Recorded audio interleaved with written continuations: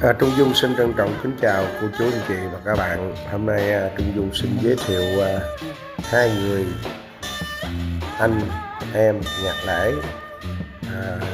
Đó là anh Văn Mười và em Hoàng Danh.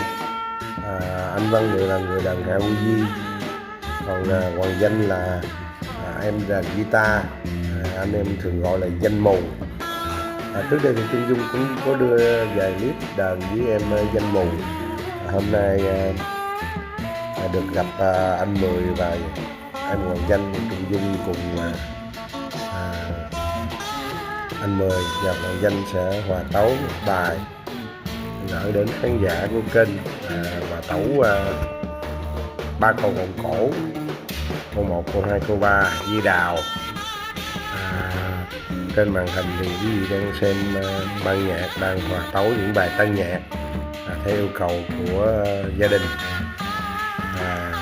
Hôm nay Trung Dung sẽ đàn sến cùng với lại anh Mười. Anh Văn Mười cũng là một nhạc công và một anh nhạc lễ rất là đa năng.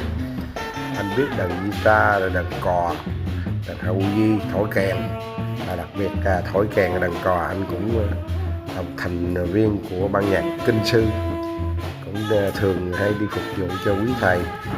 Rồi mời quý vị thưởng thức ba câu vọng cổ, câu 1, câu 2, câu 3 Di Đào, anh Mười đàn cò, Trung Dung đàn sến và em Hoàng Danh đàn guitar.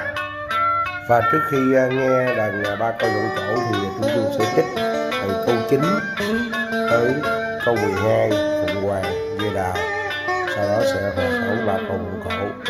Và Trung Dung xin trân trọng cảm ơn quý vị đã luôn theo dõi và ủng hộ kênh để Trung Dung có nhiều động lực ra nhiều video nữa để quý vị xem theo dõi.